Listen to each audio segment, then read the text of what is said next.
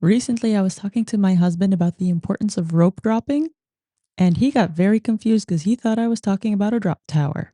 If this type of confusion is not unknown to you, or if you have somebody in your life that could get confused when you say something like this, then this episode is for you.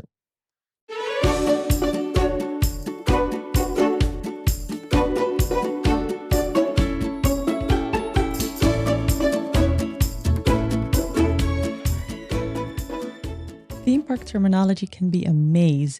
And I know that for me, when I started this podcast, it was mostly to learn more about theme parks and how they function and the backstories, most of all, of, all the different rides and lands that are out there. But over the course of these past 2 years, because yes, I've been doing this for 2 years now, I've gotten deeper and deeper into theme park terminology. And honestly, this is kind of theme park 101, I figured. So, as with all of my episodes, as I'm learning, I take you along with me. And for this episode, I want to go over some of the most important terms that you need to know when you go to a theme park with somebody who loves theme parks, or if you just want to kind of keep up with the conversation as we move it along here. Not just here, by the way, but also other podcasts who focus on theme parks. Before we get into all of that, though, hi, I'm Sarah. This is Factor Nostalgia, a weekly podcast where we discuss everything theme park, then, now, and when. So, past, present, and future, as well as the stories that made the theme parks that we love so much. And then we sprinkle some tips and tricks on how to book your best theme park trip in as well. Now, if this is the type of content that makes you happy and you want to hear more of it, then you do have the opportunity to become a Patreon member. There are several tiers of membership. There is a free one, so you can do that too. And every now and then, like I'll drop a little freebie on Patreon. But if you want to show a little bit more support, you can become a subscriber, which would entail making a small monetary contribution each month to the podcast. And it's not so you can finance my theme park trips, it's so I can pay for the cost of keeping the website up, hosting, and things of that nature. Now, of course, there are some perks related to that. I would like to refer you to the Patreon page to view all of them, but the most important one is to become part of the Nostalgics community, where I'm trying to bring together all these like minded individuals who are into theme parks so we can, discuss, have fun, build community. And you can just like spar with some people who like the same things as you. All the links are in the show notes. So if you're interested, you can find all the information there. But for now, we're going to get back to the regular episode and talk about what all these theme park words mean. Now, what we're not going to do this episode is I'm not just going to list a bunch of terms and give you the definition. I kind of want to go by category and give you some examples and kind of get a feel for what it is we're talking about and why we want to talk about it and why we use the terminology to begin with. From a theme park perspective, this means that we're going to start with the actual design and setup of a park. Then we're going to be talking about rides. We'll spend some time on queue systems. We'll talk about fan culture a little bit because that's important too. And then we'll bring the whole thing to a close with a surprise at the end. Now, what we're going to be discussing today is not exhaustive. So that means it's not a full list. I just chose some of the words and terms that I think you might come across most, and that might be good to know for anybody who's into theme parks. Now, the biggest term you've probably heard when it comes to designing theme parks is Imagineering. This is a term that originated with Disney, with the Walt Disney Company, but it has since been used in other parks as well. Not officially, but I've heard it in interviews with like people from other theme parks and things like that. Like they all look a little bit at Disney to see what Disney's doing and what's working for them and what isn't working for them. Especially, amusement parks are one thing, but theme parks, especially, they do this. So they tend to use the term Imagineering. Now, obviously, it's a combination of imagination and engineering, and a lot of that has to do with the way Walt Disney ran his company back in the day. Everything was fueled by imagination. That's at least how it was presented to the outside world. And when he first started designing the first Disneyland park, there were no theme park engineers, not in the sense that like we have them today. So he pulled some people from his regular art department, from his, animation department, and said, okay, draw up some stuff that we can turn into attractions. And that's kind of where that all came from. Simplifying it a little bit, but that's just for the sake of the episode. There are full stories and books and things about the history of how this all came to be. The best one, honestly, is the Imagineering story. It's a series both on Disney Plus as well as a big book. So if you want to know more about that, I highly recommend getting into those two things first. But for now, what you need to know is Imagineering is all about theme park design, how to infuse stories in there. So when I say theme park design, I mean theme park design. Like I said, not amusement parks and things like that. They generally just put down a ride and call it a day. Now, as you're designing a park, you're also going to want weenies. Now, we've talked about weenies in other episodes, so you might have heard this before, but this is also a term that came from Disney. Walt Disney himself, actually, as the legend goes, I have no way of actually verifying this because the man is not alive. But as the story goes, Walt Disney would know that if he's out with his dog and he wants him to come quickly, the best way to do that is to hold out a hot dog or a weenie. So in theme park world, a weenie is something that's clearly visible, something that people can use to kind of orient where they are in the park, use it as a sort of a, I don't know, a North Star type of situation, but different, I guess, but something that draws people in. So the best example obviously is the castle that we have in each Disney castle park. You come into the park, you see all of Main Street, and then there's the castle. And the way it's set up, and we'll get to that in the next term, but the way it's set up, it's drawing you towards the castle like a dog to a hot dog. I just realized how messed up that sounds. But okay, you get what I mean. Something that draws you in and makes you want to go there. And it also helps you navigate where you are in the park when you're just out and about doing the things, going on rides. That is a weenie. Now, while we're on this Main Street idea and talking about this weenie, another good thing to talk about is forced perspective. Now, this is something that's also employed in a bunch of different parks and things like that, where you see that, for example, the train is built to a miniature size, the train that goes around the park. You see that the buildings are, smaller. They're still big enough for you to go inside, but they're not like regular building size, things like that. Now, forced perspective is the way in which they make things look taller, further away, things like that. It's a way to trick the eye into seeing something that might not be entirely there the way you think it is, or the way your eye and your brain thinks it is. That same castle we were talking about is a good example of this. Now, initially, we're going to go back to the first Disney park again. The castle that was built there, when you see it now, depending on what your home park is, I know the first time I saw it, I thought, that's it? That's kind of small. But the thing is, they kind of ran out of money, right? Because money makes the world go around, money makes theme parks go up. So when the time came to build the castle, instead of, they couldn't really go much higher than that because of construction costs. So they figured, okay, we can do something with forced perspective. So they worked with colors, but also making each layer on top of the castle smaller and smaller. But if you're standing at the base of the castle and you look up, you don't really see it like that. Like it still looks like a regular castle to you. This is also where they employed the different colors. So if you look up and especially the one in Anaheim, you'll see there's a gradient of colors. Like you have to pay close attention to it, obviously, because it's not meant to be super obvious. But that is an example of forced perspective. The same way, like I mentioned earlier, where we're going to get to this, when you're walking down Main Street and you feel like, oh, this is a long street, it's a long way to the castle. It eyes that way because the buildings get progressively smaller as you get closer to the castle. So when you're standing at the beginning of Main Street, it looks like a very long street, but it's really not that bad. So next time you're at a castle park, look up or look down Main Street and see if you can like spot the buildings getting smaller and smaller or not. Or now that you know this, impress all the people in your group that you're going to a theme park with and let them know how much you know about theme park design now. Now, I could throw in more terms here, but I don't want to do that because then we're going to get very deep into the design part. And honestly, like I said, this needs to be useful for people who are very much into visiting theme parks and seeing all the things. So we're going to go to the biggest list that I have for this episode, and that is rides. Now, let's start slow and work our way up to more complex rides, all right? So, the first thing is a walkthrough. And that's exactly what it sounds like. It's an attraction you can walk through. Think of, for example, mazes or, displays and things like that. Things you can simply walk through from scene to scene, see a story, and then you exit the thing. And there's probably not even a picture, and you're done. Nice and simple, low effort, potentially high reward if done right. One of my favorites that I never ever skip is in Disneyland Paris. Obviously, you know how I like to talk about Disneyland Paris. The Aladdin walkthrough in Adventureland, I always go through it. And honestly, it's just to see the painting at the end. Not a painting, it's a mural. It's a genie mural, just to see that one at the end. That just makes it all worth it to me. It's very low stakes. It's nice and sort of calming or soothing, even if you've been on a bunch of high energy rides or just saw a bunch of parades and you're a little bit overstimulated, something like this could be nice. By the way, that's not to say that all walkthroughs are low on stimuli, but I like this one in particular for this reason. Then we have flat rides.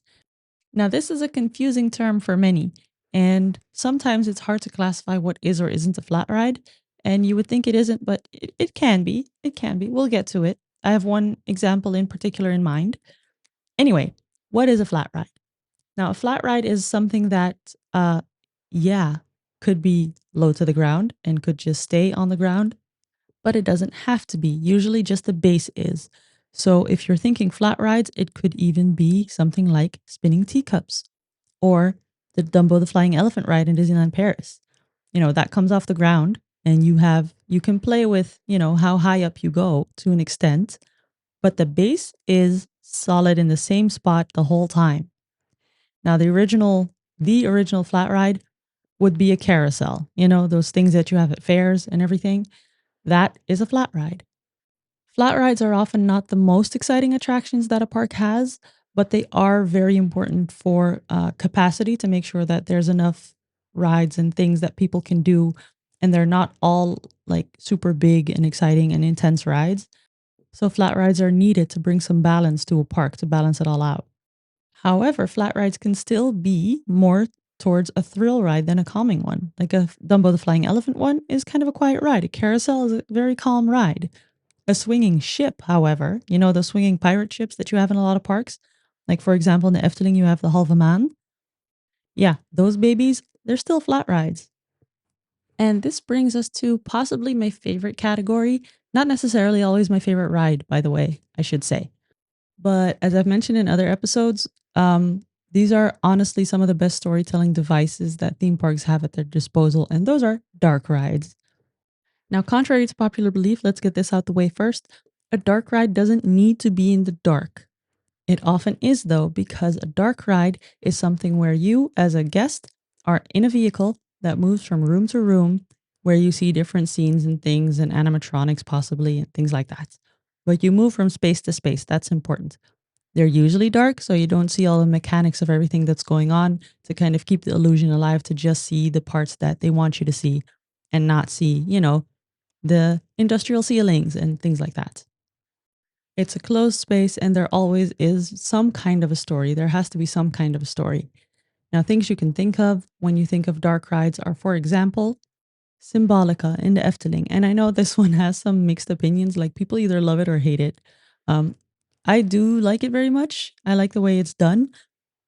There is some valid criticism on the story within the ride, but other than that, I think it's well done. I like it.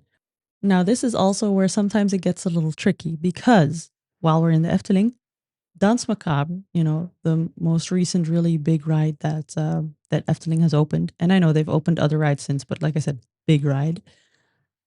This is a tricky one because people tend to think it's a dark ride because one, it's in the dark and you're in a vehicle and the vehicle moves.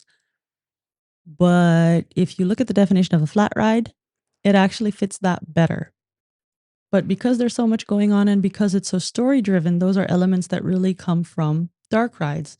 So that's what confuses people. So I don't know. In my head, it's a flat ride. It's a really good one. Probably the best flat ride I've ever been on. Probably one of the best rides I've ever been on. Honestly, I love it so much.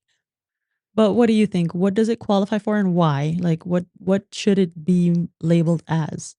Because, a case could be made to call it a dark ride. Like I said, the vehicle that the part that you're sitting in moves. Um, it's in the dark and it's very story driven. So those are all points like in favor of a dark ride. But yeah, so let me know what you think because, it's interesting for me also to see these rides that kind of hover between definitions. I like it. Not everything should be put in a box. A very clear dark ride as well from a Disney perspective would be, for example, the Snow White or the Pinocchio rides that they have in Disneyland Paris. You sit down in a little vehicle, they take you from room to room through the story of the movie, and that's it. That's it, really. Now, does this make boat rides the same thing as dark rides? No, it does not. Those are water rides because they're on water. There's really not a whole lot more I can say about it. They're water rides. Of course, we again have these interesting hybrids, like for example, the Vliegende Hollander, also in Efteling, the Flying Dutchman, which is coaster, but then it goes into the water for a little bit and it has like the little drop sequence that you get on most boat rides. So, again, I like it when they kind of play with these definitions of what a ride should be and then just do something else. Speaking of which, let's get to the coasters. So, coasters are generally thrill rides. I mentioned that a little earlier. Thrill rides is, well, a ride that's a thrill, which can be subjective again, but generally anything that gets your heart rate up.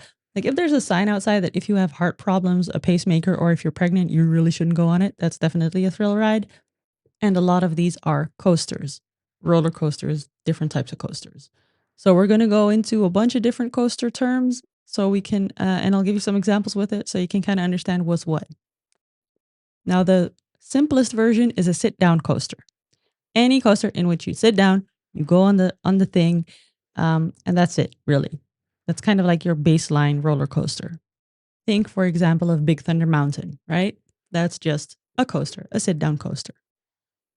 Then we have inverted coasters. Now, inverted coasters are the opposite of sit down coasters in a sense because you're in a seat, but you're stuck to that seat not by a lap bar or anything, but by a restraint that goes over your shoulders generally.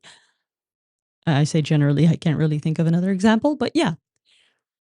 And your legs dangle. So the train actually hangs under the track rather than rides on the track. A fun example of this type of coaster would be Osiris, which is in Park Asterix, which is the Asterix and Obelix park next to Disneyland Paris.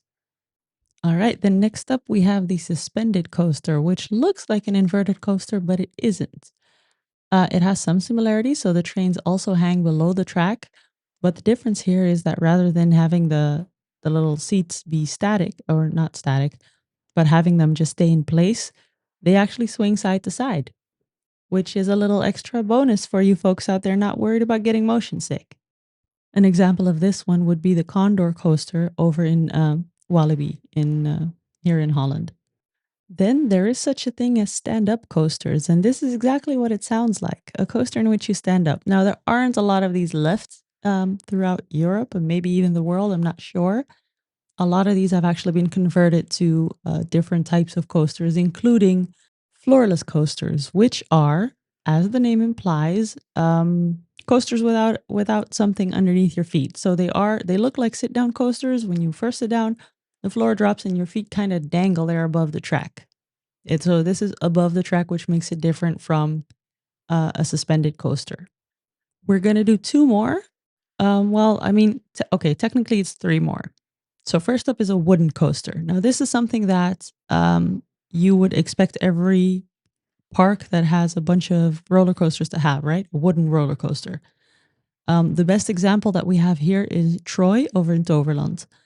As mentioned in the episode I did for Toverland's 25th anniversary, Troy is still to this day, the tallest, fastest, and longest wooden roller coaster in the Netherlands.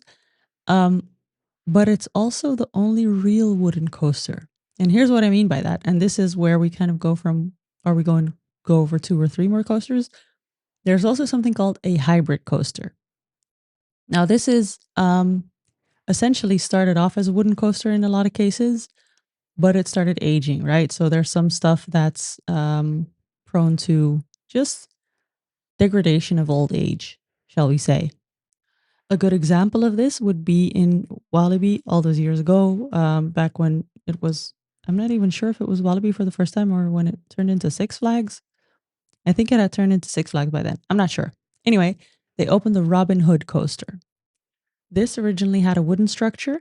So over the years, as Walibi changed hands a few times, they decided to upgrade it essentially and turn it into Untamed. And they do actually market this as a hybrid coaster. So what this is there's a lot of wood still, but the parts that are most prone to, just wear and tear of old age, those were replaced by steel. The final one I want to highlight is a launch coaster. Now, the best example that I have for this are the booster bikes in Toverland. So what this does is, usually remember in Roller Coaster Tycoon when you would build your own roller coaster and you would have to make sure that if you went uphill that it needed to have like the chain track. A launch coaster doesn't have that. So it essentially goes from 0 to whatever speed it goes by a launching mechanism rather than through a lift hill mechanism that we know from more traditional coasters, like the initial thing that you might think of if you're of a certain age and you played Roller Coaster Tycoon. Are there more types of coasters? Definitely. Are we going to go over all of them now? No. What I will do is tell you where you can find all of it, but I'll do that later on in the episode, okay? So bear with me. Now, on to the next category, queuing and things of that nature. So, yeah, we're going to go over some terminology, but also you can get some tips and tricks here on how to actually beat queues possibly. Okay? Okay, here we go. Now, I want to start with rope drop. Like I mentioned in the intro, that's something that confused my husband. Rope dropping refers to when you arrive at a park. No, not even arrive, when you're already lined up to enter the park when it opens. This is different from, for example, in Disneyland Paris, where you get early magic hour. In other Disney parks, you get early magic time or whatever. It's different from that. So, rope drop is for the regular opening hours, when people start lining up to get into the parks first so they can get to the best rides first before the queues, fill up. And this works really well for a lot of people. So, look at the group you're traveling with. Are they able to move quickly from one spot to the next? Then rope dropping might be for you. If you have a bunch of toddlers and strollers, maybe not. Now, of course, we have different types of queues once you reach them. A few of these were mentioned in one of the first episodes I did, how queues work. And I'll link to that in the show notes. But the most important term is standby queue. A standby queue is just a regular queue as you know it. So when people say standby queue, it's not like you're on standby and waiting for somebody to not be able to go on the ride. It's just your regular queue. Okay, so don't worry. That's just that. Now, a lot of rides also offer a single rider queue, and this is also exactly what it sounds like. Solo travelers or people who don't necessarily need to sit together can join this queue, and what will happen is, they'll fill the ride carts with, however many people go in it with the groups that are in the regular queue, in the standby queue. Then they'll look at the single rider queue and fill any remaining seats up with people who are in that queue. So chances are you are not going to be sitting with the people that you traveled with. So don't count on it. And if you're in a single rider queue, don't be that person that argues with the staff member that you want to sit with the people you came with. Okay. So if you have young kids that can't sit on a ride alone, this is not for you. I think that was clear. So I said it once. I ain't going to say it again. Okay. Be a decent person. But if you don't mind being split up or if you're traveling by yourself, make use of the single rider queues because it'll save you some time, probably, depending on, throughput and things like that. That's all in the how queues work episode. And if you want to know more, let me know and we can elaborate on that a little more in a future episode. Now, what's important in deciding are you going to go on the standby queue or the single rider queue is the posted wait time. That is exactly what it sounds like in theory. So every ride has like the little counter at the beginning of how many minutes it is until you can get on the ride from that point. Now, sometimes, and some parks are more guilty of this than others, um, those numbers get manipulated a little bit. The theory is that they do this so they can work on the distribution within the park. So if people get startled by, oh my God, that's a long wait time, they'll go do something else.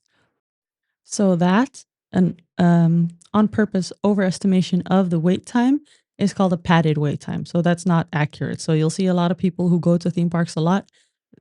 Sometimes people will time it to kind of see how accurate it is and take that information with them as they move through the park because it could indicate something about crowd levels and things like that. Do you want to skip queues altogether? Well, there are in most parks offer queue skipping passes. This is something I went into very much in depth on that how queues work episode, so I'm not going to do that here. But essentially, it's still often referred to as fast passes because that's what Disney used to call them. Now they're either lightning lanes or premier access or skip the line, queue skip, whatever. Essentially, you pay a premium and that gives you a ticket where you can enter through a special queue or skip the queue altogether. I have opinions on this, which are also in that other episode. So let's not elaborate because we're trying to be factual here. All right. Then something else that has been introduced more and more in a bunch of parks is the virtual queue. Now, this is different from a queue skipping system because this is free. So what happens is once you're in the park, because it's usually, works with geofencing and everything, so you can't do it from outside of a park or you need to be within a certain distance from a ride, you can enter a virtual queue. What that means is you open the park app and it allows you to reserve a spot and it'll give you a time in which you can come back and go on the ride. Disneyland Paris uses this a lot for character meet and greets because those queues could really, really turn into long queues in Disneyland Paris. I have seen queue times of like 3 hours for the Princess Pavilion, and they changed that to a virtual queue. So you go into the park, it opens up a couple times a day, and then you can book your spot with your party, and then you just get a return window. You show up. There's still a little bit of a queue with all the people who are in that same return window, and then you can go in. So you don't spend like, a third of your day in a queue, which is great. Efteling has also been experimenting with it. They've used it on Droomvlucht, Dream Flight, and on Dans Macabre as well. It's not always active though, so it's kind of you're gonna have to go to the park and see whether it's up for use today or not. Now, Walibi, I haven't been in a long time, but I heard from a friend that they actually turned everything into a virtual queue, and you could argue that that's not a good thing, but I kind of I see the logic because all the time you don't spend queuing, you spend roaming in the park, having a snack, sitting down, hanging out with the people that you're with, which usually goes with a snack, a drink, whatever, merch. Um, so honestly, it's not all that bad, but yeah, I can also imagine why bigger parks don't use it because with the crowd levels that some of these parks see, that might just render your entire park useless. I've also heard the argument for, or actually against virtual queues for character meets in Disneyland Paris, because people say, well, you don't know if you're going to be able to get a time slot or not. And if you're in a queue, even if it's 3 hours, at least you know that at some point you're going to meet this character. And virtual queue can sometimes feel like luck of the draw. So I get that as well. And I guess that's not why it works for everything, every park, every ride. But yeah, I would love to know what you think. Are you a fan of virtual queues? No, only in some cases. Let me know. Sound off in the comments if you're listening on YouTube or Spotify, or all the old fashioned ways that are in the show notes. Otherwise, now let's get into some of the more niche stuff, which is fans and the terminology that they tend to use. Now, one thing that I've come across a couple times in my journey into getting deeper into theme parks is credits. And it took a while for me to kind of catch on, but this is essentially rides or more specifically coasters. It's often coasters. For every coaster you ride, you get a credit. Like that's your coaster credit. That's how it works. Now the fun part is where the discussions, well, fun, I don't know, it depends on where you sit on this. But what I've seen is that people will debate, "Oh, I've been there. I've been on that ride, but after that it got a major refurbishment." Not necessarily like a whole new ride was built, but for example, mm, we could look at how the Rock and Roller Coaster used to be there in Disneyland Paris, and now it's the Avengers. What's it called? What you call it? The Iron Man thing, Flight Force, Avengers Flight Force. Or maybe a better example would be Tower of Terror. Now, throughout the years, that has changed a lot. I did a specific episode on all the towers of terror that we have throughout the world. And I think I initially wanted to take the one from Disneyland Paris, but I think the better example is the one in California Adventure over in Anaheim. So initially, it started off as Tower of Terror as we know it, with Roger Serling doing the intro, the creepy hotel vibes, all of that. That's the same one that we initially got in Paris. Then in California, they changed it into a Guardians of the Galaxy ride where they actually changed the speed mechanisms and everything on the tower to change the whole vibe of the ride. So it's no longer scary, it's fun. It's funny even. Or so I've been told. I haven't been on it yet. So that's what it would my credit then be for just Tower of Terror, or would it be, still is it still valid for the ride it is today? I think in this case, no, but I would love to hear your thoughts. If we look at the Tower of Terror in Disneyland Paris, that also had a major refurb where they changed the storylines in the tower itself. It's still sort of the same universe, you know, a haunted hotel, lightning struck, da da da. But all the different elevator shafts now have their own stories and they're different from the original story. So, does that then still count? You've been on the original, but not on the version that they have now? Let me know your thoughts. I would like to know. Then we have on ride videos or on ride images, whatever. The term on ride as an umbrella term. Now, this is more of a recent development where you have all these different influencers, content creators, and everything trying to film on rides to get people at home to feel kind of like what this ride would be like, what it looks like, maybe even to an extent how it feels. Because not everybody knows beforehand if they're going to be able to handle a certain ride. Now, sometimes this is discouraged by the actual, staff that's at a ride, which I can imagine because it all needs to be safe. And I have heard stories of people getting hit by phones that people use to kind of film the ride, and they lose it, but because of inertia and all that, it slams into somebody's head. You don't want that. So what that did do, however, was expose a need that some people have for these on-ride videos. So you see some parks have actually started providing that themselves. So Efteling has an entire playlist on YouTube with on-ride videos. Disney has actually released a couple, not all, not a whole lot, but a couple for Disneyland Anaheim, which are on Disney Plus. So you see parks and theme parks kind of leaning into it a little bit, which is cool. Then finally, there's one thing that I kind of want to bring up, and that's dead parks. Um, it's not the only term used for it. Abandoned. It's just abandoned parks and things like that. Um, so it's a little niche, but a lot of people who are very into theme parks do go down rabbit holes and stuff like this. So parks that have been abandoned or things like that.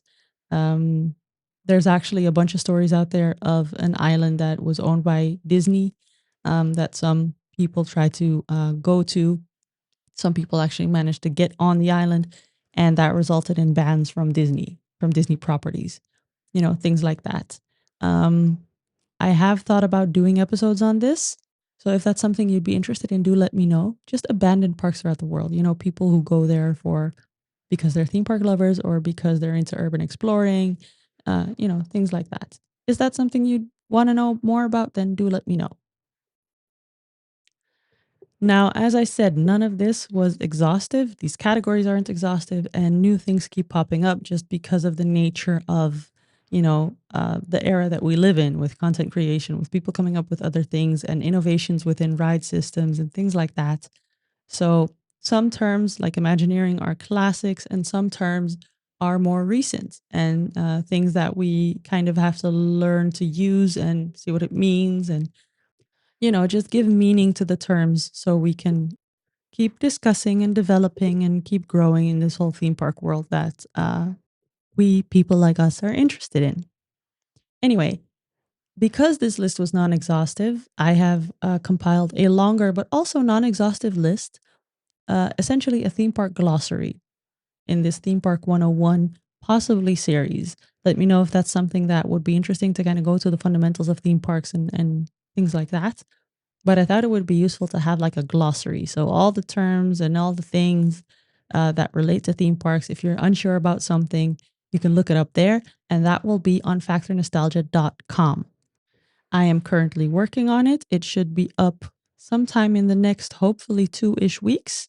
So keep an eye out for that. Of course, I will mention it on socials, on Instagram at Factor Nostalgia, as well as on the podcast. So you know that it's there when it's there. And if you have any requests or suggestions for things that definitely should be in it, do let me know. Once again, all the ways to contact me are in the show notes. Or if you're listening on YouTube and Spotify, you can even leave a comment right here. Same goes for if you think like, well, you missed a really important one that everyone should know that should have been covered in this episode, drop it there because this is, like I said, something like this, a terminology list, that's something that's going to keep growing and we can only learn from each other. All that being said, I hope you enjoyed today's episode. If you did, please make sure to share this with somebody who might find this interesting or who you think should know this. Make sure you leave a rating or a review in whatever podcast player you're using to listen to this. And make sure you're subscribed so you don't miss any future episodes because there will be some stuff where I kind of refer back to some of the stuff discussed here. And with that, I'm going to thank you for listening to this episode, and I will catch you in the next one.